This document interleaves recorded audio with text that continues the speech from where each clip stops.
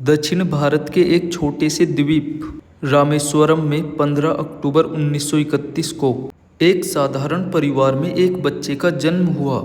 उस बच्चे का नाम था एपीजे अब्दुल कलाम। उनके पिता नाव चलाते और माँ घर संभालती। घर में पैसे बहुत कम थे, लेकिन संस्कार और ईमानदारी की कोई कमी नहीं थी। कई बार घर की हालत इतनी खराब हो जाती थी कि 2 वक्त का खाना जुटाना भी मुश्किल हो जाता। लेकिन छोटे कलाम के बड़े सपने थे। सुबह सूरज निकलने से पहले जब बाकी बच्चे सो रहे होते थे, तब कलाम रेलवे स्टेशन पहुंच जाते थे। वो अखबारों का मंडल उठाते और गलियों में दौड़ दौड़ कर अखबार बेचते। उनकी छोटी सी कमाई से घर का खर्च चलता, लेकिन गरीबी ने कभी उनके हौसले को गरीब नहीं बनने दिया। अखबार बेचने के बाद सीधे स्कूल जाते। क्लास में हमेशा आगे बैठते क्योंकि उन्हें पढ़ना बहुत पसंद था।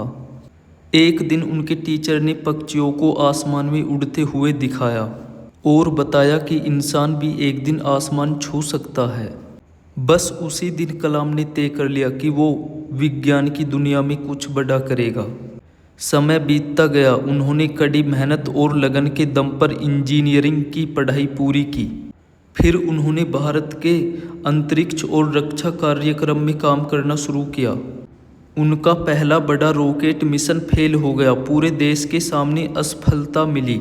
उस रात कलाम बहुत टूट गए। उसे लगा कि मैं अब कभी सफल नहीं हो पाऊंगा, लेकिन उन्होंने हार नहीं मानी। उन्होंने अपनी गलतियों से सीखा और दिन रात मेहनत की। और फिर वो दिन आया जब भारत ने सफलतापूर्वक अपना रॉकेट लॉन्च किया। धीरे धीरे पूरा देश उन्हें मिसाइल मैन ऑफ इंडिया कहने लगे।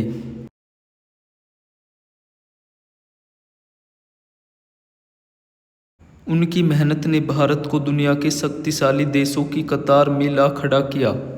लेकिन इतनी बड़ी सफलता मिलने के बाद भी कलाम हमेशा जमीन से जुड़े रहते। सिर्फ सादगी, मेहनत और देशभक्ति। बाद में वही अखबार बेचने वाला बच्चा भारत का राष्ट्रपति बना, लेकिन उसने कभी खुद को बड़ा इंसान नहीं माना। वो हमेशा कहते थे, सपने वो नहीं जो सोते समय देखते हैं, सपने वो होते हैं जो सोने नहीं देते।